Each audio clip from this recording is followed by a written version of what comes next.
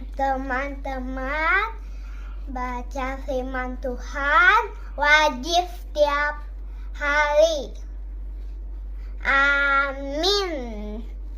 Halo teman-teman, baca firman Tuhan wajib setiap hari. Amin. Salam, selamat pagi dan selamat berjumpa kembali di channel TWK Kajapita Tinambunan. Firman Tuhan pada pagi hari ini di hari yang ke-184 tahun 2024, tanggal 2 Juli, diambil dari Injil Matius pasal 6 ayat 10 dengan perikop nasihat tentang berdoa. Nas kita dalam pasal 6 ayat 10 adalah sebagai berikut. Datanglah kerajaanmu, jadilah kehendakmu di bumi seperti di sorga. Kemudian dalam bacaan pagi 1 Yohanes pasal 3 ayat 9 sampai dengan 10. Anak-anak Allah. Dan bacaan malam diambil dari surat Rasul Paulus kepada Rom pasal 1 ayat 16 sampai dengan 20. Kuasa kabar baik itu. Itulah perikop daripada bacaan malam. Sekarang kita masuk dalam perikop hari ini, yaitu nasihat tentang berdoa. Bagaimanakah kita berdoa?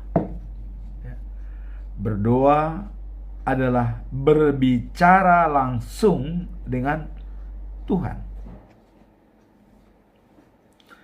Apa dasar kita untuk berdoa?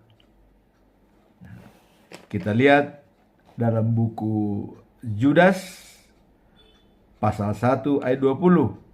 Dan ini bukan Judas Iskariot berarti ya, adalah Judas anaknya saudara Yakobus. Demikian bunyinya. Akan tetapi kamu saudara-saudaraku yang kekasih, bangunlah dirimu sendiri di atas doa, imanmu yang paling suci, dan berdoalah dalam Roh Kristus. Akan tetapi kamu, saudara-saudaraku yang kekasih, bangunlah dirimu sendiri di atas dasar imanmu yang paling suci, dan berdoalah dalam Roh Kudus. Jadi dasar iman yang suci, berdoa dengan roh. Inilah merupakan dasar kita untuk berdoa, supaya membangun ya diri kita sendiri, supaya kita tetap tegar. Karena hanya dengan doalah kita bisa menyampaikan hal-hal yang kebutuhan kita. Nah, kemudian kalau kita melihat dari falsafah berdoa, orang bijak mengatakan bukan supaya didengar oleh Tuhan. Wah, ini agak aneh ya. Bukan supaya didengar oleh Tuhan. Tetapi kita harus tahu apa jawaban dari Tuhan. Ya. Selama ini kita berdoa supaya didengar oleh Tuhan. Nah, karena Tuhan katanya sudah tahu. Sebelum kita berdoa, dia sudah tahu. Jadi tidak perlu lagi supaya kita mengatakan dengarkan. Ya. Sudah didengar. Nah, tapi kita memohon. Ya. Nah, bagaimana caranya kita berdoa? Ada etika dalam berdoa. Artinya etika berdoa itu adalah berbicara dengan Tuhan. Nah, sekarang kalau kita berbicara dengan Tuhan, itu sama dengan berbicara dengan paman kita sendiri misalnya, dengan orang lain. Misalnya kita bicara face to face ya, dengan orang. Itu sama dengan kita berbicara dengan face to face dengan Tuhan. Nah, bagaimana cara berbicara? Maka Yesus mengajarkan bagaimana cara berdoa. Ya. Kalau berdoa itu sama dengan berbicara, jangan bertele-tele. Ya. Dan jangan berpura-pura. Ya, jangan berpura-pura dan jangan bertele-tele. Nah, kemudian jangan supaya dilihat orang seperti orang-orang lain, berdiri di pinggir jalan berdoa ya, seperti orang Farisi katanya. Nah, kemudian dalam Jumat dia berdiri supaya dilihat oleh orang dan menyombongkan diri dan ria. Itu tidak boleh. Bahkan kata Yesus, kalau kamu mau berdoa, masuk ke dalam kamar, tutup pintu, berdoalah kepada Tuhan. Karena Tuhan yang tidak kelihatan akan mendengar apa yang kau minta. Nah, kemudian cara berdoa, kalau kita melihat dalam diajarkan, kalau kalian berdoa seperti ini, kata Yesus ya. Nah, pertama dikatakan adalah Bapa kami yang di surga. Hanya sekali disebutkan Bapa kami yang di surga. Ya. Nah, kemudian datanglah kerajaanmu. Ya. Jadilah kehendakmu. Ya. Di bumi seperti di surga. Jadi jelas ya. Hanya sekali mengatakan Bapa kami yang di surga. Tapi kadang-kadang kita ya, saya pernah mendengar itu sampai ada 200 kali menyebut Tuhan dalam berdoa. Ya. Coba kita lihat. Bagaimana cara berdoa orang menyebut sampai 200 kali? Ya Tuhan Allah Bapa kami. Kami datang ya Tuhan. Tolong Tuhan. Bagaimana Tuhan? Jadi selalu Tuhan, Tuhan. Padahal coba kalau kita berbicara dengan saudara kita, dengan paman. Ya, selamat pagi paman. Tolong paman. Dan kami sudah begini paman. Dan ini begini paman. Dan kami begini pan. Begini paman. Dan tolong ya paman. Begini paman. Pamannya mungkin bosan mendengar. Kok paman-paman dulu? Saya udah pamanmu dari dulu. Kira-kira begitu dah. Tuhan juga begitu. Saya sudah Tuhan. Kok dia menyebut Tuhan-Tuhan? Sampai 200 kali menyebut Tuhan. Dalam satu kali berdoa. Padahal sudah diajarkan berdoa. Bapa kami yang di surga. Dimuliakanlah namamu. Datanglah kerajaan, jadilah kehendakmu. Dan terakhir, karena Engkaulah punya kerajaan dan kekuasaan sampai selama-lamanya. Jadi sudah diganti kata ganti, bukan lagi Tuhan. Ya. Mu, kehendakmu, Engkau.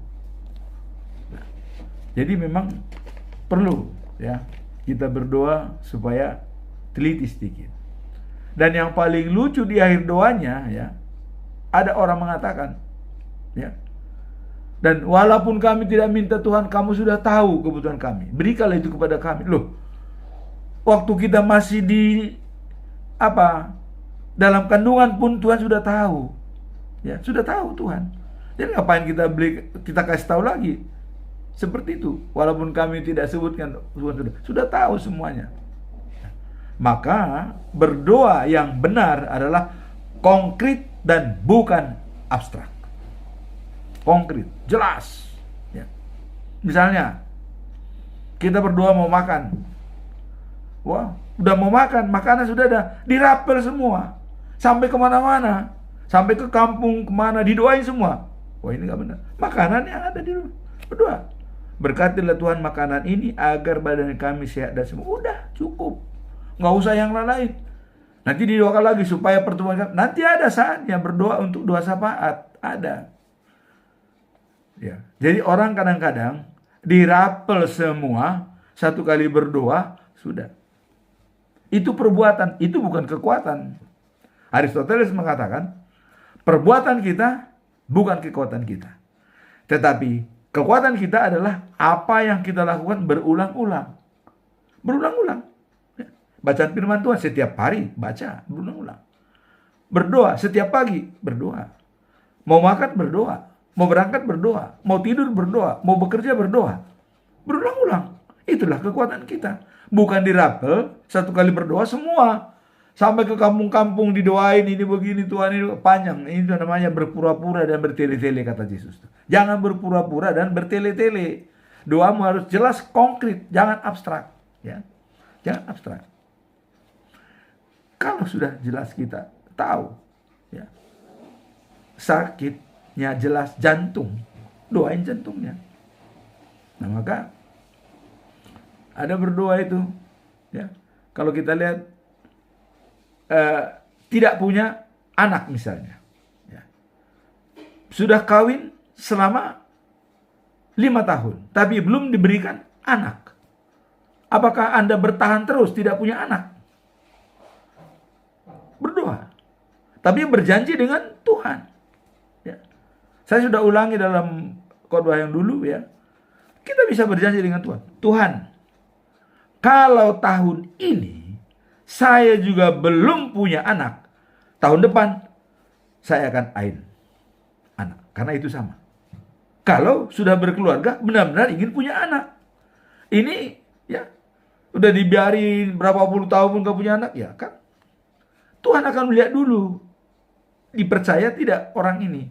Nah, kalau kita anak orang, itu sama dengan anak kita. Karena ciptaan Tuhan. Nah, saya sudah katakan itu. Ada seseorang, dia tidak punya anak. Dan saya katakan kepada dia, kalau kau tidak diberikan anak 1 tahun ini, berjanji kepada Tuhan. Doakan. Kalian berdoa suami istri. Tuhan, kalau kami tidak bisa kau berikan anak pada tahun ini, maka kami akan mengain anak. Karena kami rindu dengan anak. Begitu. Setelah diain anaknya, dan dipercaya membimbing, anaknya bagus, besar, lahir anak kedua, ketiga, keempat. Coba. Jadi jelas. Tuhan harus melihat dulu hati kita, hati nurani kita bagaimana. Karena, ya, Tuhan sudah menanamkan pada diri kita, ya, keberadaan Tuhan. Ya, kalau kita lihat dalam kitab Yeremia pasal 31 ayat 33 sampai 34 ini. Inilah perjanjian baru yang akan kubuat dengan umat Israel, kata Tuhan. Ya. Hukum-hukumku akan kutaruh dalam batin mereka dan kutulis pada hati nurani mereka. Ya. Aku akan menjadi Allah mereka dan mereka akan menjadi umatku. Jadi Tuhan sudah menaruh dalam batin kita itu hukum-hukumnya. Ya. Jadi kalau kita sudah diberikan seperti itu, ya, nah, maka berdoa pun kita harus bisa bicara dengan Tuhan. Tuhan, kalau saya belum punya anak 5 tahun ini, maka tahun ini Tuhan, saya akan kalau saya tidak punya anak dengan istri saya. Tuhan melihat kepercayaan bahwa ini dipercaya orang ini, dan ini adalah serius. Diain anak, sudah lahir anaknya, ya, udah ada anaknya. Begitu ini sudah jalan anaknya, hamil dia, lahir lagi anaknya, lahir lagi, sampai banyak. Berarti hanya menanamkan kepercayaan, ya. Dan itu memang ya bagaimana caranya? Kita berpengalamanlah dengan Tuhan. Itulah dengan doa. Nah, kemudian bagaimana cara kita berdoa? Seperti tadi, ya. Jangan bertele-tele, jangan pura-pura, tapi konkret apa yang kita doakan. Kalau kita mau makan, kita doakan makanan dan minuman yang akan kita terima. Udah. Ya. Makanan yang kita terima. Ini mah penghapusan dosa semua, nanti acara kami supaya baik ini. Ada soalnya nanti berdoa lagi untuk acara, dan acara itu sudah doakan, padahal jangan berulang-ulang, ya. Sudah didoain lagi. Sama. Nah, jadi kalau doa mau tidur, kita mau tidur. Saya mau tidur Tuhan, malam ini jaga saya, kiranya saya bisa bangun besok. Udah. Singkat, tidak usah bertele-tele panjang lebar, nggak usah. Nah, penghapusan dosa, ya. Makanya dalam kita misalnya berdoa, itu pertama memuliakan nama Tuhan, ya. Setelah memuliakan nama Tuhan, ya, baru kita mengucap syukur atas anugerah yang diberikan oleh Tuhan. Setelah mengucap syukur, kita banyak hal-hal yang kita lakukan tidak sesuai dengan kehendak Tuhan. Kita mungkin berdosa, pengampunan. Habis pengampunan, baru kita meminta apa yang mau kita minta. Setelah kita meminta, baru terima kasih. Sudah. Jadi cuman pertama memuliakan nama Tuhan. Kedua, mengucap syukur atas anugerah. Ketiga, menghapuskan dosa. Keempat, udah, terima kasih, kita tutup. Itu pokok-pokok doa yang perlu kita sampaikan. Nah, kalau doa syafaat itu berbeda, ya. Makanya ada spesial doa syafaat, itu boleh didoain sebanyak-banyaknya, kan, ya, doa syafaat, ya, untuk kebersamaan dengan berinteraksi dengan orang. Makanya kita bedakanlah doa syafaat dengan doa khusus. Kadang-kadang orang doa untuk makan tapi dibuat jadi doa syafaat. Ini yang tidak benar, ya. Jadi konkret, jelas, dan bukan abstrak. Nah, itulah kalau kita untuk berdoa. Nah, kemudian Matius 6 ayat 5, ya, dikatakan, kalau kalian berdoa, janganlah seperti orang yang suka berpura-pura. Mereka suka berdoa sambil berdiri di rumah ibadah dan di samping jalan, supaya dilihat orang. Banyak orang itu, wah, supaya dilihat orang dia berdoa, seolah dia itu berdoa. Itu jangan, katanya. Ingatlah upah yang mereka sudah terima. Kalau kalian berdoa, ya, masuklah ke dalam kamar. Nah, itulah dikatakan tutup pintu, ya, sunyi. Karena Bapa yang tidak kelihatan itu akan mendengar. Nah, kemudian dalam ayat hari ini apa dikatakan oleh Matius dalam nasihat tentang berdoa? Kita lihat dalam ayat hari ini. Engkaulah Raja kami. Semoga engkau, ya, memerintah di bumi dan kehendakmu ditaati seperti di surga. Itu inti hari ini. Nah, kalau kita lihat dalam nas yang sebenarnya, datanglah kerajaanmu, jadilah kehendakmu di bumi seperti di surga. Nah, jadi sama dengan itu. Engkaulah Raja kami, ya. Semoga engkau memerintah di bumi dan kehendakmu ditaati. Jadi seperti di surga. Jadi dikatakan bahwa gambaran surga bila kita telah diakui sebagai anak-anak Allah di dunia ini. Ini sudah gambaran surga. Nah, jadi kita sudah jadi anak-anak Allah, dan itu kehendaknya ditaati, itu sudah sama seperti di surga. Kalau kehendak Allah kita taati di bumi, itu sudah merupakan gambaran surga, ya kan? Nah, bagaimana menjadi anak-anak Allah? Kita masuk dalam bacaan pagi 1 Yohanes 3 ayat 9 sampai 10. Bagaimana supaya kita jadi anak-anak Allah? Nah, Jadi berdoa ya, ada 4 jawaban Tuhan kalau kita berdoa. Jadi kita berdoa bukan supaya didengarkan oleh Tuhan. Tuhan tuh sudah maha mendengar. Sejak kita di kandungan, kita sudah tahu kita mau jadi apa. Sejak di kandungan. Jadi tidak perlu lagi kita supaya Tuhan mendengarkan. Tapi kita berdoa adalah meminta yang konkret. Nah, dan kita harus tahu apa jawaban Tuhan tentang doa kita. Nah, ada 4 jawaban Tuhan. Pertama, dikabulkan. Kita minta anak yang baik, lahir dari ibunya atau istri kita, benar-benar diberikan. Baik. Kita minta kesehatan, diberikan kesehatan. Nah, tapi ada kalanya permintaan kita itu diberikan kompensasi dalam bentuk lain. Ya, kita minta ini, tapi dikasih yang itu. Nah, kita harus sabar melihat kompensasi ini. Nah, kadang-kadang yang kita minta sebenarnya ini tapi diberikan lebih besar. Sama dengan Raja Salomo, ya. Raja Salomo berdoa apa? Yang diminta hanya hikmat kebijaksanaan dalam memimpin rakyat Israel. Tapi karena kau minta kebijaksanaan dan tidak kau minta harta dan tidak kau minta segalanya, maka ku lengkapi dengan segalanya. Hikmat kebijaksanaan dapat, harta dapat. Inilah dalam bentuk-bentuk kompensasi. Jadi kita harus melihat apakah sudah lebih diberikan Tuhan kepada kita. Kalau saya melihat sudah lebih.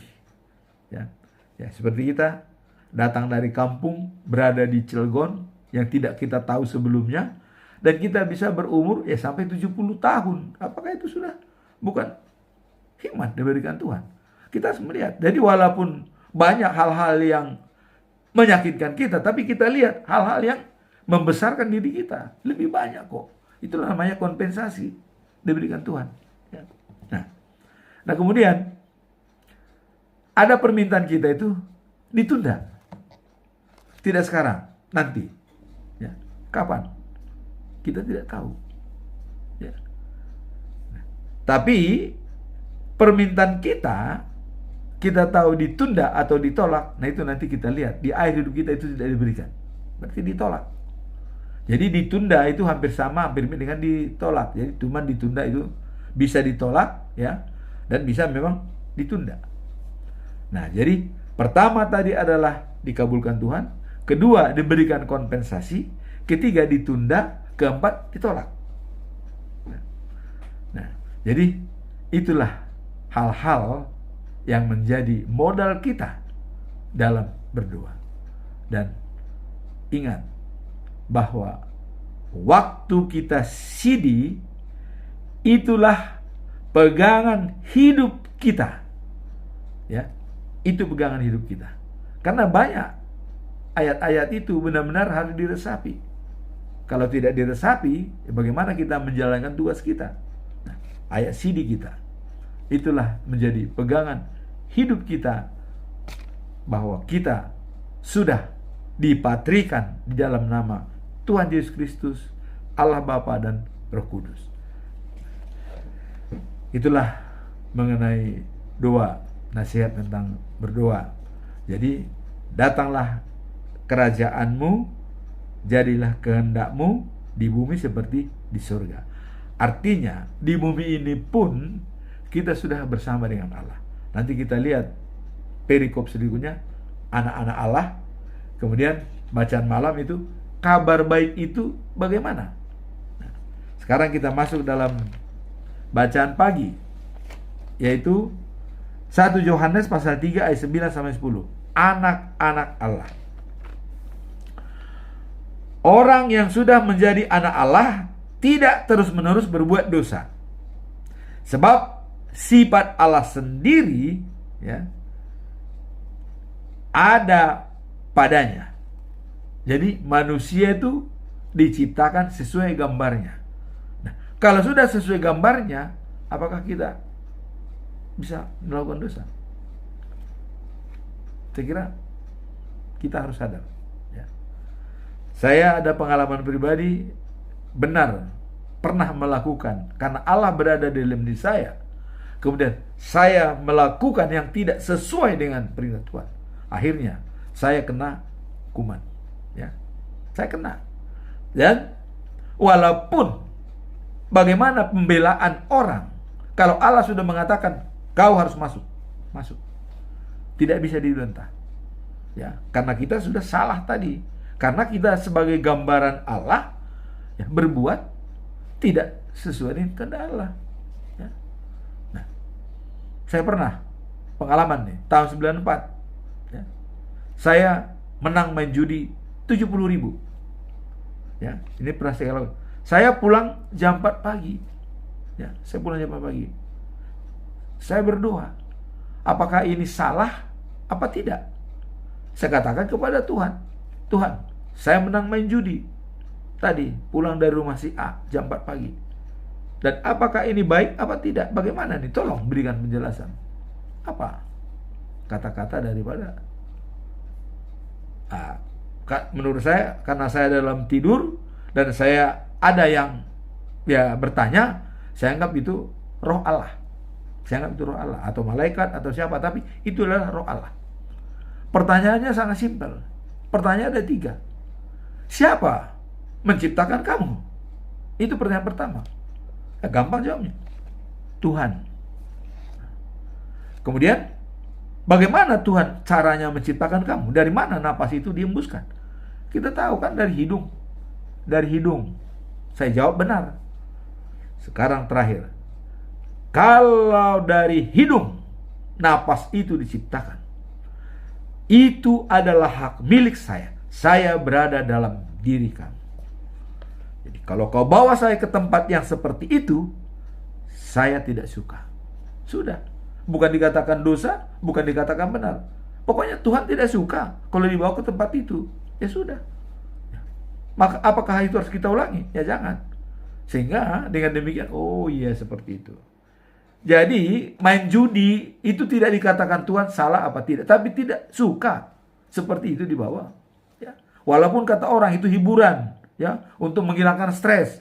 Tapi kalau sudah 1 hari 1 malam bukan hiburan lagi, malah itu bisa jadi tensinya naik, ya.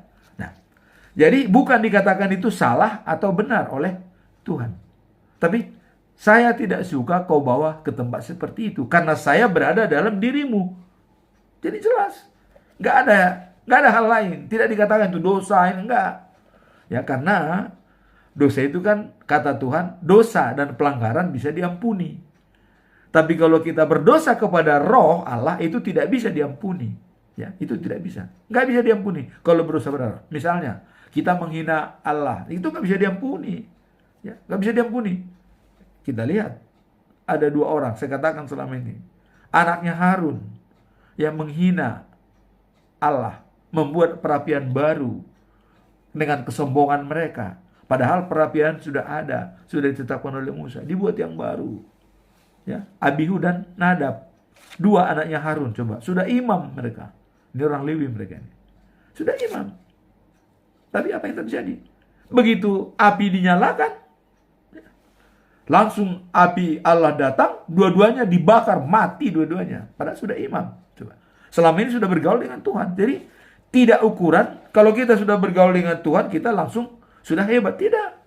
Pendeta, eporus, uskup, belum tentu. Sudah dekat dengan Tuhan, belum tentu menjadi baik bagi Tuhan. Sekali dia menghina Tuhan, selesai. Jangan pernah menghina Tuhan. Tuhan itu bukan Tuhan, Yesus bukan Tuhan. Itu termasuk penghinaan. Hati-hati, ya. Bagi orang tidak percaya Yesus adalah Tuhan, itu bisa menghina roh Allah. Karena dikatakan bukan Tuhan. Loh, bagaimana bukan Tuhan? Siapa yang bisa menghidupkan manusia? Kita dari segi perbuatannya saja, kita sudah tahu bahwa itu adalah Tuhan. Nanti makanya kabar baik itu nanti kita lihat dari ciptaannya. Coba. Bisa menghidupkan orang mati. Terus siapa yang memberikan nafas? Kan Tuhan. Nah, siapa yang bisa menghidupkan orang mati? Tuhan. Tidak salah lagi. Ya. Kalau ada orang mengatakan, oh enggak itu hanya, bahkan orang Yahudi katanya waktu dia menyembuhkan orang buta dan tidak bisa bicara karena roh jahat. Wah, itu orang Yahudi bilang, begitu Yesus menyembuhkan, oh itu sama dengan belajar kepada kepala setan katanya. Beelzebul. Karena Beelzebul itu kepala setan, rajanya setan. Dia belajar kepada setan. Tapi apa kata Yesus? Ya. Nah, dicontohkan seperti orang yang punya rumah. Ada punya rumah katanya. Ya. Dan ada mau mencuri. Tapi punya rumah ini lebih kuat dari pencuri. Begitu datang mencuri, diikat pencurinya. Nggak bisa mencuri rumah. Ya kan? Itu dicontohkan. Nah, sama dengan begini. Kuasa iblis dengan kuasa Allah. Coba. Kalau seandainya kuasa iblis itu katanya diberikan kepada orang-orang lain, dipecah-pecah. Berarti sudah nggak jelas lagi kuasanya. Kata Yesus. Nah, sekarang. Coba ya. Saya ya menyembuhkan itu. Kalau tidak saya ikat iblisnya, itu tidak bisa saya sembuhkan. Diikat dulu iblisnya, baru disembuhkan anak ini. Begitu kan caranya. Nah, terus ada kata orang juga mengatakan, apakah dia itu benar-benar anak Allah? Yesus menjawab, nah, sekarang sudah bersama kalian. Yang kalian nanti-nantikan itu, dia sudah melaksanakan tugas dari Allah, apalagi. Nah, jadi simpel jawaban daripada Yesus ya. Itu. Jadi Beelzebul terus dikatakan, kalian nih guru-guru agama katanya. Apa kalau kalian mengusir roh jahat dari seseorang pakai Beelzebul? Jawab.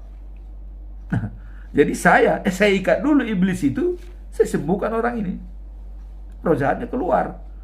Ya. Nah, itulah caranya Yesus dalam menjawab pertanyaan-pertanyaan daripada orang-orang yang mengatakan bahwa Yesus itu bukan Tuhan. Nah, tadi bagaimana menjadi anak Allah? Nah, jadi Allah sendiri ada padanya, ya, diciptakan sesuai gambarnya. Manusia itu anak-anak Allah karena sesuai dengan gambarnya. Dan karena Allah itu Bapanya, nah, jadi Allah itu adalah Bapanya, maka ia tidak dapat terus-terus berbuat dosa. Nah, itu tadi Allah bilang, kalau saya berada dalam dirimu, saya tidak suka seperti itu. Tapi itu God spot kita yang bicara. Kalau saya berbuat ini bagaimana? Kalau saya berbuat ini bagaimana? God spot. Ya. Nah, kemudian inilah bedanya, katanya di ayat 10 itu, antara anak-anak Allah dengan anak-anak iblis. Jadi di dunia ini ada anak-anak Allah, ada anak-anak iblis. Nah, tadi dalam doa diminta supaya datanglah kerajaanmu, ya, jadilah kehendakmu seperti di bumi dan di surga. Artinya manusia itu supaya jadi sama dengan anak-anak Allah. Sebab nanti pun di surga menjadi anak-anak Allah.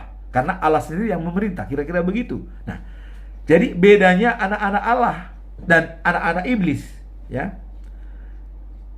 Apa bedanya? Jadi, barang siapa tidak melakukan kehendak Allah akan tidak mengasihi saudaranya, ya, itu bukan anak Allah. Anak-anak Allah adalah melakukan kehendak Allah. Jelas. Anak-anak iblis adalah senang berbuat dosa. Itu bedanya. Jadi anak-anak iblis senang berbuat dosa. Senang menggunjing, senang dengki, senang dendam, senang ria, ya, senang macam-macam. Ya. Jadi dia senang apabila itu berhubungan dengan dosa.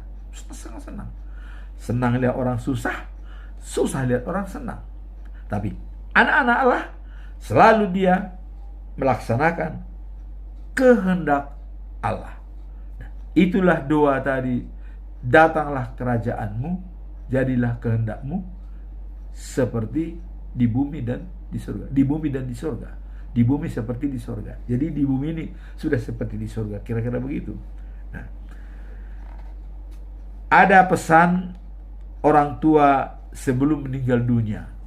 Ini ada nih pesan dari orang tua sebelum dia meninggal dunia. Pesannya itu begini: kalian hiduplah terang. kemudian maju terang, dan terakhir terus terang. Tapi ini bukan iklan daripada lampu Philips ya, terus terang. Hidup terang, maju terang, dan terus terang. Itulah anak-anak Allah. Mangolu di bagasak katiuron, ya. Mardalan di bagasak katiuron, jala torus di bagasan natiur. Ya. Kalau kita melihat buku Ende itu, ya, cahaya dari langit, terang dari Allah. Terangilah roh dan jiwa kami. Kira-kira.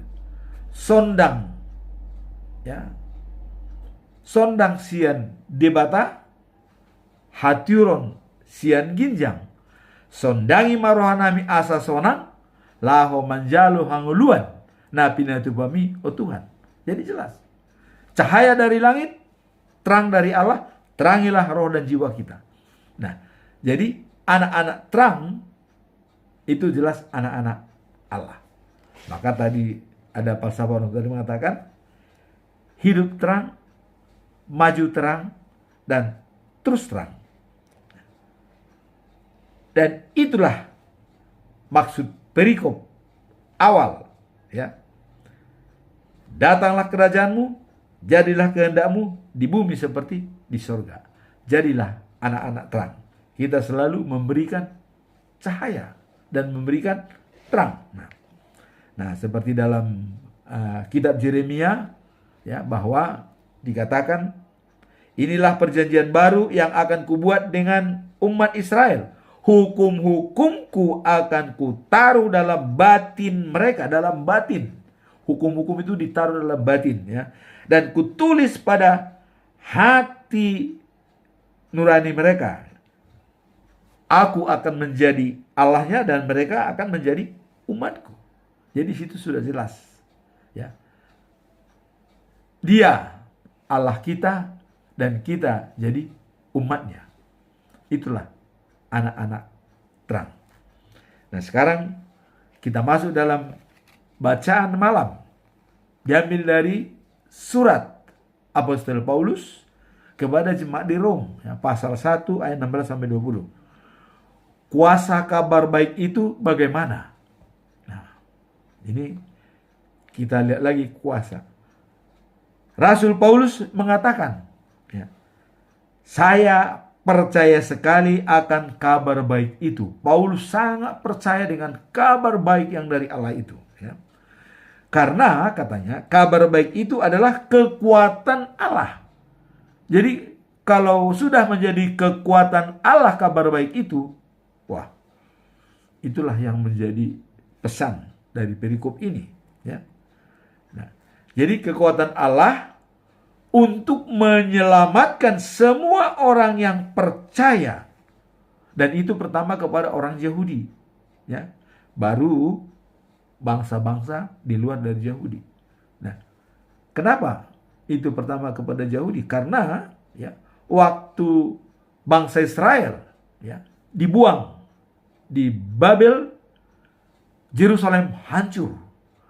Tapi kita lihat dalam Heskiel, ya, mengatakan bahwa Tuhan akan mengembalikan bangsa Israel ke Yerusalem setelah 70 tahun di Babel, ya. Rencana Tuhan apa? Karena mereka lah yang akan memberitakan firman Tuhan ke seluruh dunia. Jadi pusat sentral pemberitaan firman Tuhan itu ada di Israel, ya, Yahudi. Itu sudah kata Tuhan. Jadi bukan dari mana-mana pemberitaan, dari Israel. Makanya tadi dikatakan di sini, keselamatan itu percaya pertama kepada orang Yahudi, baru dengan bangsa-bangsa lain, ya, sampai ke tanah Batak sekarang, ya. Nah, jadi pertama itu Yahudi, kemudian bangsa-bangsa lain. Jadi karena Yahudi itu sudah jelas ada umat pilihan Allah. Kalau kita lihat dalam kitab Yesaya, ya, pasal 19 ayat 25, apa dikatakan? Ya. Asyur atau Irak sekarang adalah ciptaanku kata Tuhan. Ya. Jadi Asyur itu ciptaan Tuhan. Kemudian Mesir adalah umatku. Nah, jadi ini ada 3 negara ini ya, dalam perjanjian lama yang benar-benar dikasih Tuhan. Kemudian Israel, pusakaku atau pilihanku. Dan ketiganya negara ini kuberkati. Ya, kita lihat kehebatan Irak, kita lihat kehebatan Mesir, kita lihat ya Israel. Israel dengan Mesir sudah berdamai waktu perjanjian Camp David tahun 74. Nah, kemudian Irak ya dengan kecongkakannya membom ya menara kembar Amerika dengan pesawat, langsung George Bush itu marah, langsung diambil alih. Saddam Hussein dirontokkan karena memang dalam Alkitab, karena Irak itu merupakan ciptaan Tuhan, memang jago-jago ya, pintar. Nah, jadi supaya ciptaannya ini jangan merusak dunia, maka diambil alih oleh Amerika. Saddam Hussein digulingkan ya. Nah, sehingga 3 negara ini nantinya akan ada jalan raya dari Israel, Mesir dan Irak. Tapi itu kapan? Kita tunggu ya, kita tunggu hasilnya. Nah, dengan kabar baik katanya ya, Allah menunjukkan bagaimana caranya hubungan manusia ya dengan Allah menjadi baik kembali. Jadi kabar baik itu untuk menciptakan hubungan baik supaya normalisasi hubungan lah dengan Tuhan. Kenapa? Karena kalau kita lihat ya, hubungan itu sudah hampir dirusak oleh manusia sebelum Yesus lahir. Sudah kacau dunia ini.